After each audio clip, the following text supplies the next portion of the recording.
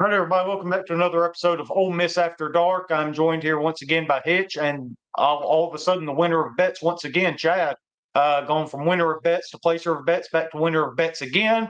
My man's on a roll, so we'll see if he can keep that momentum going here in Week 8. Before we get into all of that, though, let me tell you, we are brought to y'all by Rhythm, absolutely best sports handicapping app out there. Just go to the Apple Store or Google Play, download Rhythm, RITHMM, sign up, get 7 days free, start building your own models, have their AI build models for you, or go to the leaderboard for certain sports, and you can just copy models straight from that leaderboard and start using that.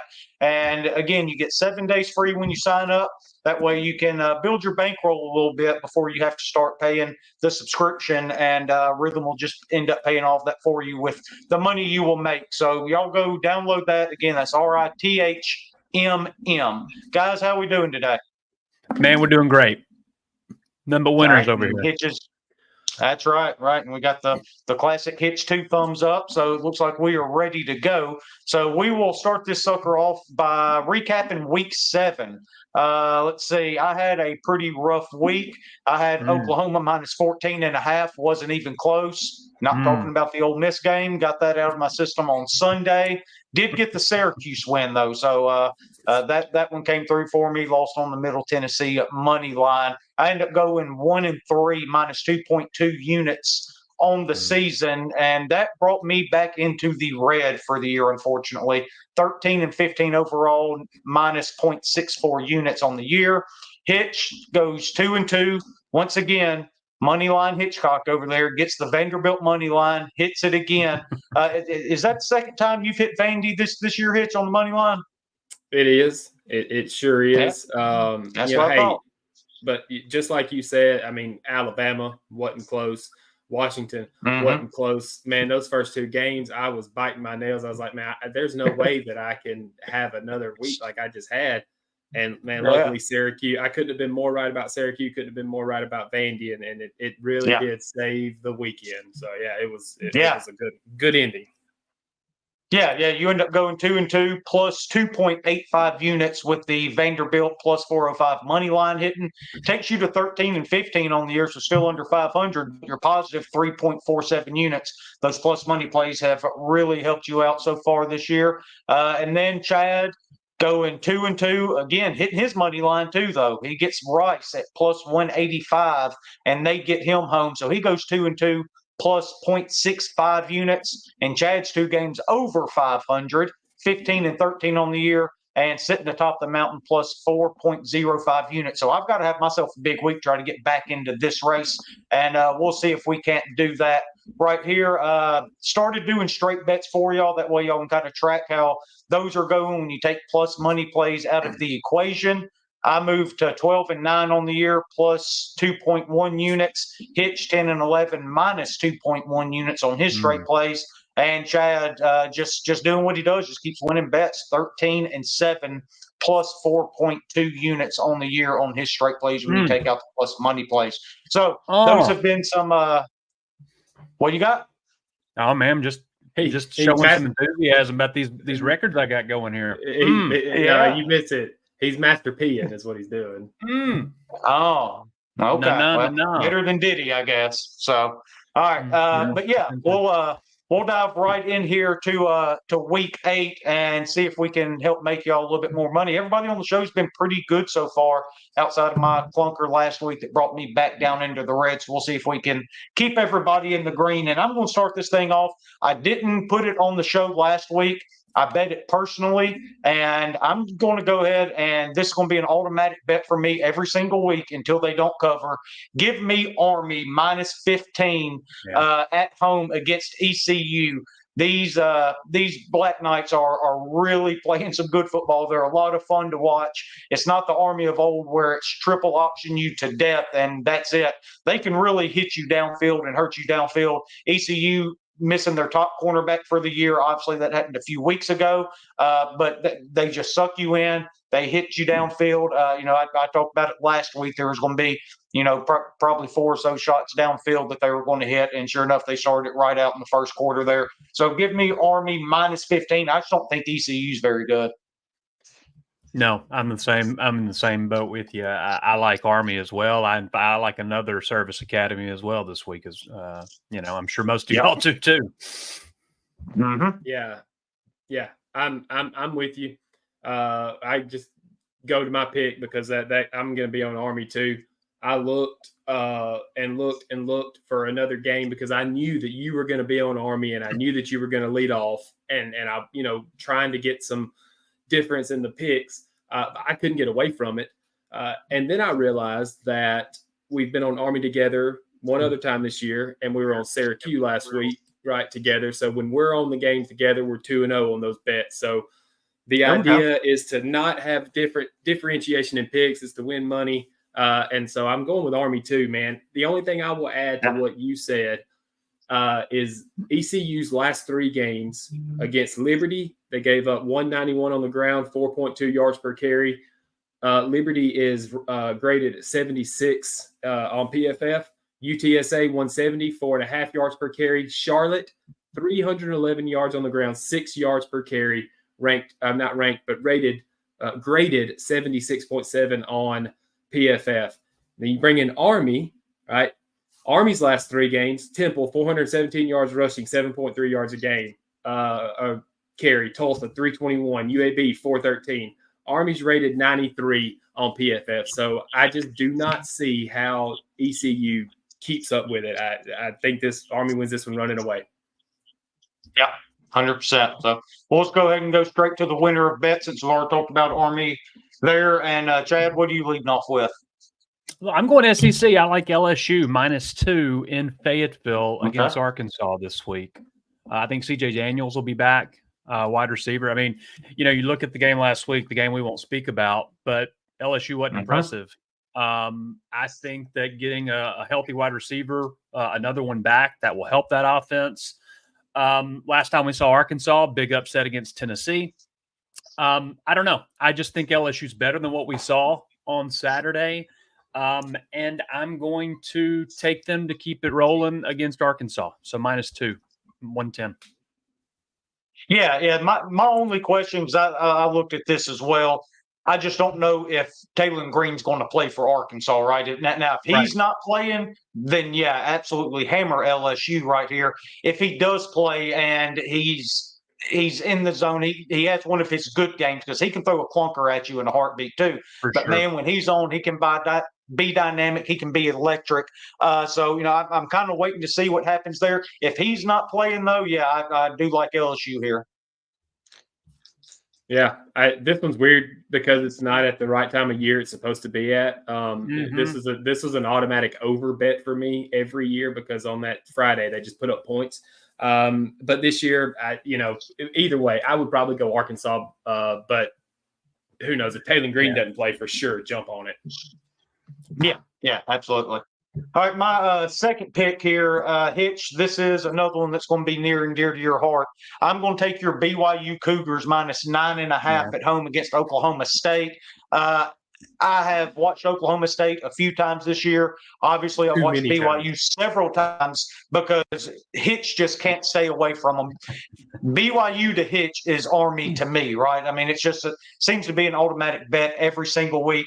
And I tried to find a reason to stay away from this game, but this number being under 10, I've got it at 9.5.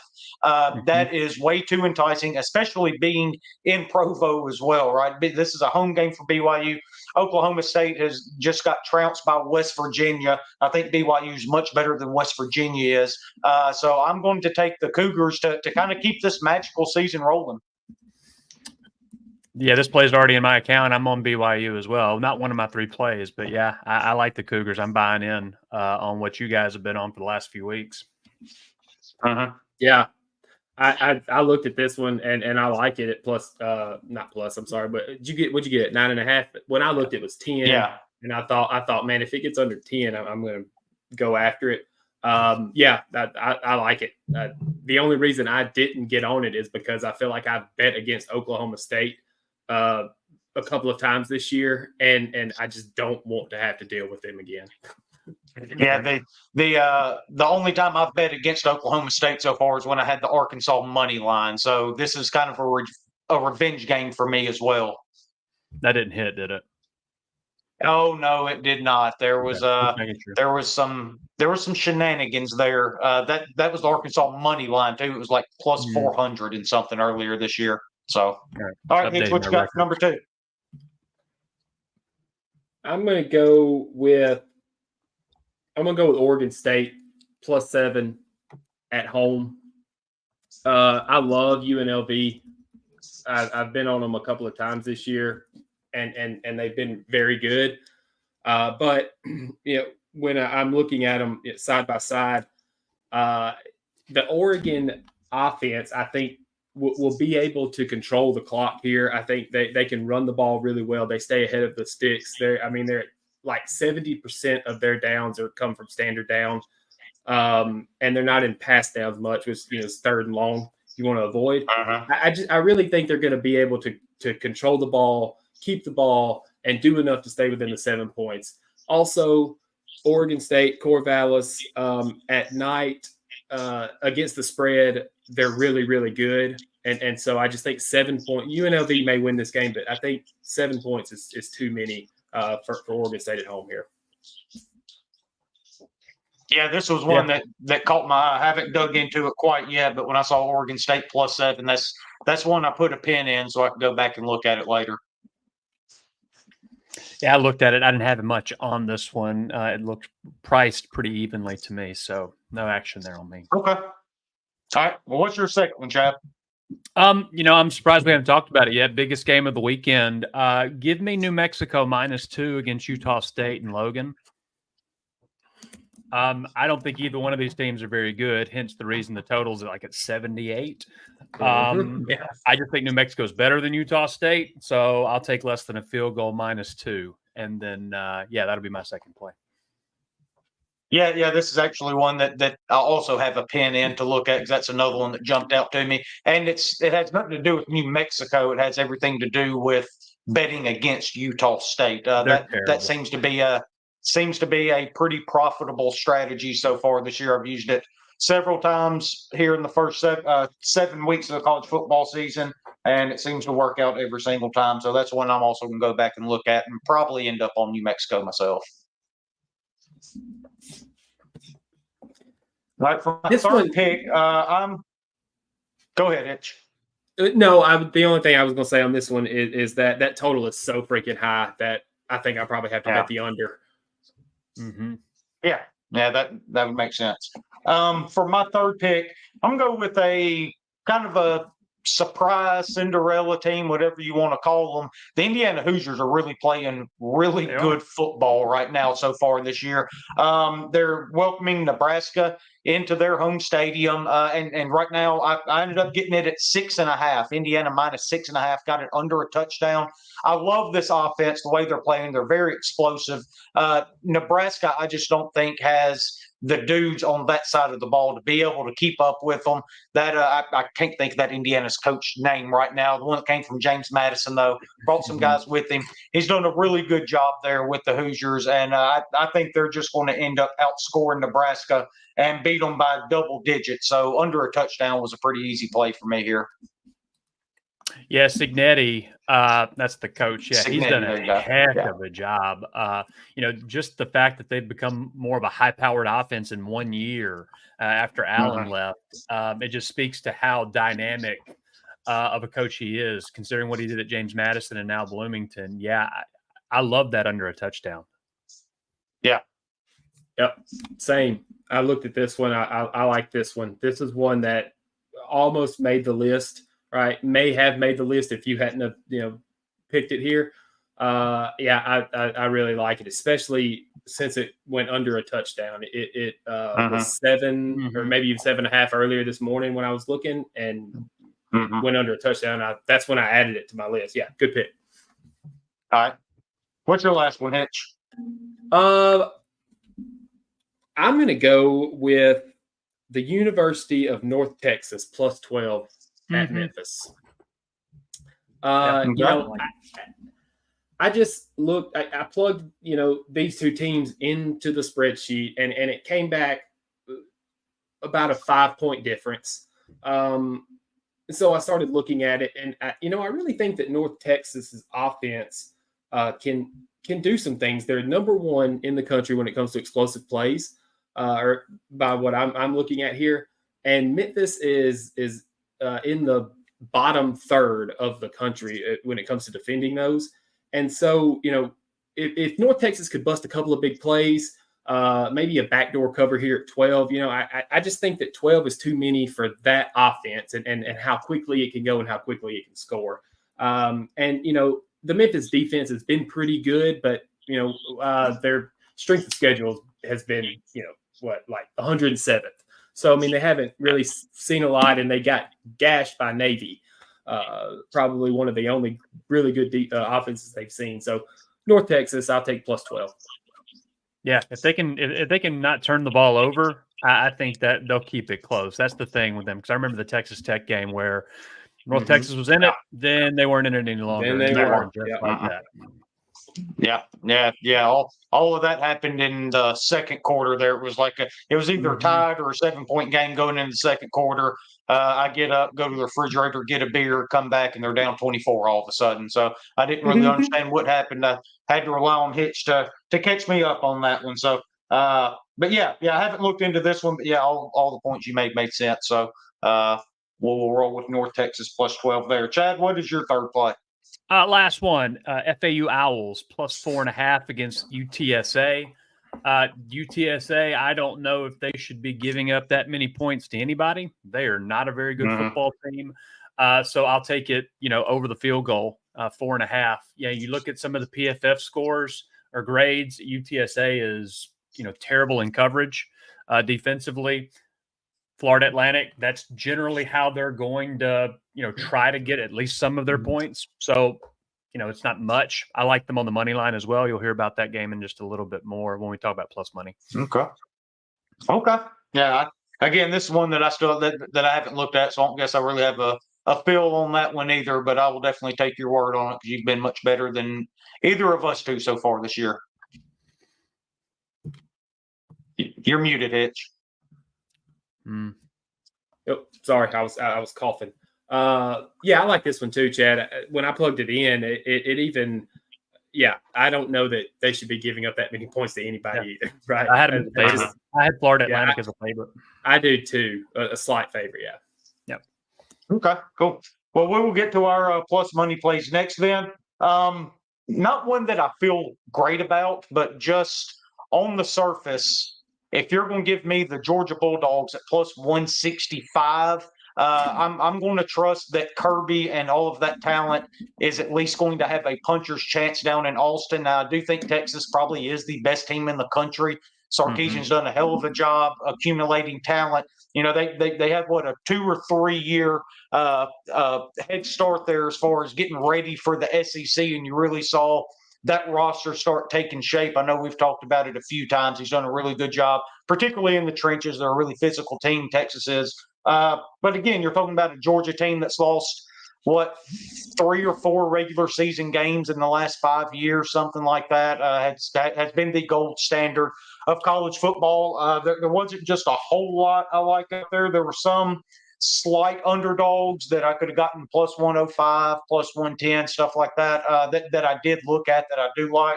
But again, if this is the first time you're going to get plus money on Georgia, even though it's on the road, I will take the Bulldogs at plus 165. Yeah, might as well take that instead of the 5 or whatever it is now, right? I mean, Georgia's just as capable of winning it as they are losing by, 7. So yeah, I like that. Yeah.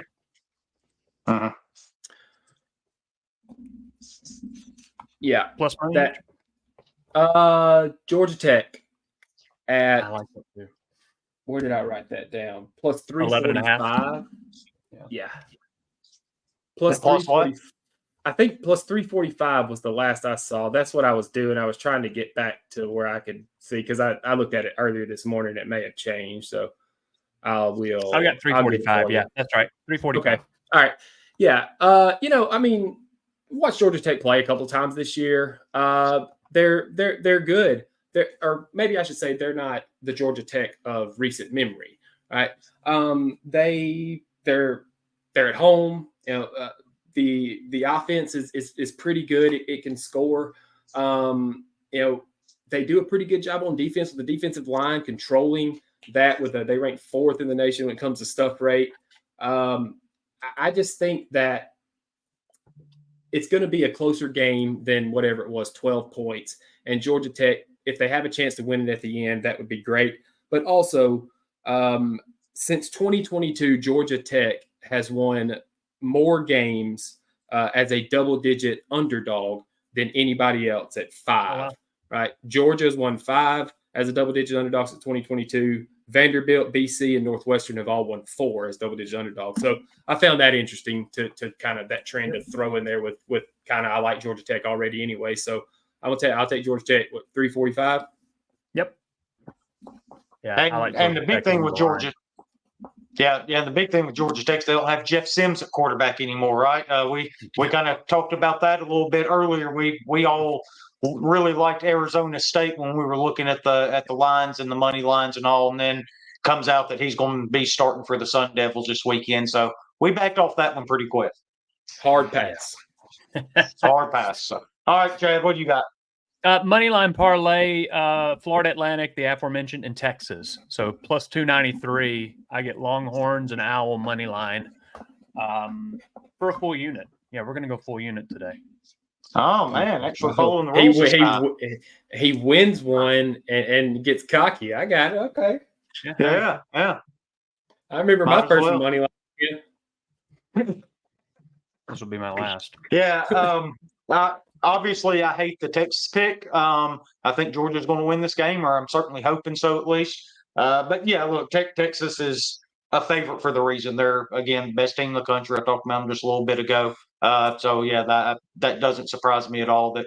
I am surprised the line's gotten up to 5. Like I do think it should be a little. I think it should be closer to a field goal. Really, I get it. I just think Texas is too good. I know that they're going to lay an egg at some point. That's what they do. But this is a chance to make a statement. I don't think Georgia has played, other than the Clemson game, which looks really good now, that win against Clemson, considering how Clemson's looked. Unless they were not showing anything last week against Mississippi State, giving up 31 points to Mississippi State, that's not a good look if you're the Georgia Bulldogs. Yeah. That's hard to argue. Yeah. I'm inclined to agree with that. When you said your money line or pick Diz, I was busy, I guess, not paying attention. So I didn't even talk about this game. Sorry. Yeah, I don't listen when people talk. Yeah, we've been over this.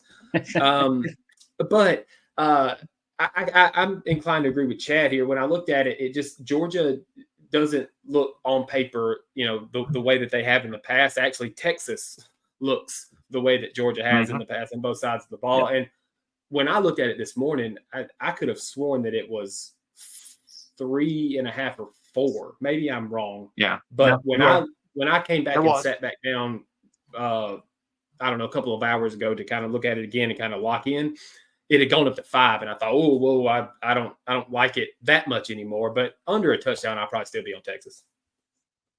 I got you. All right, well, that's our picks here for Week 8.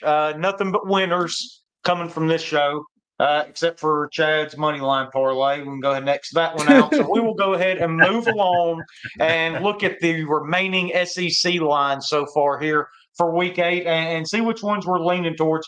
Right out of the gate, I think it's an interesting game. I don't know how good of a game it's going to be, but Auburn's plus 4.5 on the road at Missouri. I saw this stat earlier in the week, and I don't know who put it out, but it was about SEC underdogs so far this year, and they're covering at something like 20 games over 500 at this point so far, with a ton of underdog straight out winners. So I'm inclined to just lay the points if I'm ever in doubt. So I will do that again here with Auburn, even though they're on the road. I think that's the way I would go too. Yeah. 18-6 against the spread this year. Underdogs in the SEC are 18-6. 18-6. Two of those wins have been very frustrating. Those dogs are frustrating. They are 13-3 the past 3 weeks. That's the frustrating job I'm talking about. Yeah, I'll take the points with Auburn too. I didn't look at this game on purpose because I knew it would piss me off after what Missouri did a couple of weeks ago, and then whatever Auburn is. And Hugh Freeze is taking a lot of beatings this year. He always gets lucky. Maybe this is the week he gets lucky. I'll take the points. Yeah, I agree there. And then you got South Carolina traveling to Norman, Oklahoma, and Oklahoma is -1.5 point favorites here. I have no clue what to do with this game because I don't think Oklahoma can score. I don't think South Carolina can score. Two good defenses. That pass rush from South Carolina is really going to give that freshman at Oklahoma some fits. Sure, give me the 1.5 points with South Carolina again, I guess. But I have no feelings one way or another on it. Yeah, somebody's got to win. I guess I would take the plus money line. I guess that'd be the only way I'd go there because neither team is fun to watch. That's for sure. None. Yeah, no, they're not. But I'll be on South Carolina here. I almost looked at it a little bit deeper for the show just because of the way that South Carolina played last week against Alabama. I mean, Lenore Sellers showed that he could throw it, a little bit. And simply because of what you said did to that pass rush, like I think that pass rush gets after the Oklahoma quarterback, may even put South Carolina in a couple good field position. And, with a weapon like Lenore Sanders back there, I mean, short field probably score a couple of those at South Carolina. Yeah. Okay. And then a pretty big one here, Alabama going to Knoxville. Alabama 3-point favorites on the road at Tennessee. Haven't been really impressed with what Bama's done. Tennessee hasn't looked good the last couple of times they've been out there on the field either. But I will go ahead and ride with Tennessee here +3. I will take the home team getting a field goal. I guess I would take Alabama. I don't have a whole lot on this game. I don't really know what you're going to get, especially considering the last 2 weeks have been just blowing you away considering what Alabama and Tennessee looked like coming into those. I have no idea what to do with it, so I'll go Alabama. Yeah, the Volunteers are the only 10 I see. I'll take them at home. I gotcha. Okay. So me and Hitch on Tennessee there. Another game that I think is pretty interesting. I don't think it'll be overly entertaining. Once again, Texas A&M traveling to Starkville, Mississippi. A&M 15.5 point favorites. It is interesting. A&M 15.5 point favorites, and I actually do kind of like Mississippi State here. They've really shown some life here the last couple of weeks. Van Buren, that freshman quarterback, has really played well. Seems like the guys State's playing are really buying into what Levy and that coaching staff are selling to them. They're playing really hard for them. 15.5 points is a ton of points on the road, so I would take Mississippi State with that many. Same. Yeah, you don't know how close this one was to becoming my plus money play, right? I can see it. I can see it. Probably if I weren't an Ole Miss fan, this would have been my plus money play. But I went back and forth so many times about putting them at +15 on my list, and the only reason I didn't is obviously because I'm an Ole Miss fan. I couldn't put out there that I'm putting a bet out on Mississippi State. Here it is. Here's the thing. It's not that I care that I'm putting the bet out. Like, I just want to win the money. I don't want to hear it from the 13 group chats that we have. Like that. That's not. I don't want to hear from them. That's right. That's right. But yeah, considering how this season has gone, if we're being frank. Yeah, that's true. That's true. Yeah. All right. So we're all on State there. We talked about it a little bit earlier. LSU -2.5, traveling to Fayetteville to play the Razorbacks. Chad obviously already on LSU. He leans there. I just don't know because, again, I need to know what Green's availability is. I need to know what the quarterback situation is going to look like. I will assume he's playing, and if he plays and he's able to play up to his ability, then I will go ahead and lean Arkansas just because this game always gets so damn weird. I'll take the home team and the points. But again, if Green doesn't play, then I will be hammering LSU. Yeah, I'm with you there, Dids. I may even be on Arkansas. I don't know. I think that we made Nussmeier look better than he is last week with all of the time that we gave him. He's very good and he's going to be good, but I don't know that another SEC defensive line he doesn't have any pressures or no sacks or things like that. And so if Arkansas can get after him a little bit and disrupt him, they're down running backs. They I think so. I'll take Arkansas plus the points at home. Yeah, and look, this LSU offensive line may be the best in the country. And one thing that, again, I know us three have already talked about it. We refused to bring pressure last weekend against Nussmeier, and Kiffin addressed that. That it was part of the game plan because of how much they did want to throw the ball. They wanted to protect the back end of the defense, and for the most part, they did it pretty well. They just gave up way too many chunk plays. But to your point, Hitch, he was under pressure 0 times basically all night, right? We were rushing 3, rushing 4, wasn't bringing the extra guy. He was way too comfortable back there. I do expect Arkansas to maybe take the hit on the back end of that defense with a chance of getting to Nussmeier with that front 7. So I expect a little more pressure there. Well, I think that we Ball proved State, you have to do that, right? Yeah. You have to. Ball State going on the road to Nashville. Ball State catching 25.5 points against the Commodores here, and Diego Pavia, possibly the story of the college football world so far this year. I'm going to go ahead and ride with Vandy until the wheels fall off. It's a huge number. I'm not sure they can get there, but look, they're really physical. They play really tough up front, so I'll take the Commodores to cover the 25.5 at home. I'll take Ball State. I think that's too many points. It's a lot. You're going to have letdown at some point. Now, granted, Ball State is not a wonderful football team equipped to, even come close to sniffing a win here. But I'll take Ball State just in a letdown spot for Vandy. Brother, it is so hard to be let down when you are so turned. Give me Vanderbilt minus 25 or whatever it is. 25.5. You got to get the hook there. We've already talked about this one. Sounds like both Chad and Hitch are going to be riding with the Longhorns in Austin. Obviously, I will end up taking Georgia there. So last game on the SEC slate, Kentucky traveling to Gainesville. This stayed at a pick'em for a while. Right before we hopped on here, I checked it, though, and Kentucky's moved to a 1.5-point favorite traveling to the Swamp.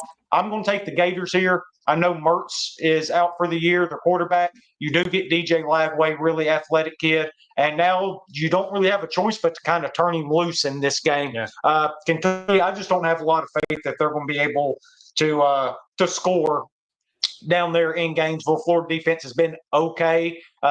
Really kept Tennessee bottled up for the most part last weekend up until the end. So if you're going to give me a 1.5, I'll go ahead and take Florida. I actually considered this for my plus money play too, but plus 105 just wasn't enough for me. I would probably lean Kentucky, but it's not a game that I find very appealing one way or the other. So give me Kentucky for the sake of this bit. But other than that, that's about the extent I'll do on it. I remember when this game used to be so much fun. Like every year, this game was incredible. I'll take Florida at home points. Yeah. Especially since it flipped, right? If it's the flip to being a dog, I'll take it. Yeah. All right. Well, that's going to do it then for the Week 8 winners, and we will be back with y'all again next Wednesday. See how we ended up doing. Hopefully, we all made a little bit of money, and then we will spit out some winners for Week 9. Chad, Hitch, appreciate y'all joining me once again, and we will see y'all again next Wednesday. Howdy, guys. See you, boys.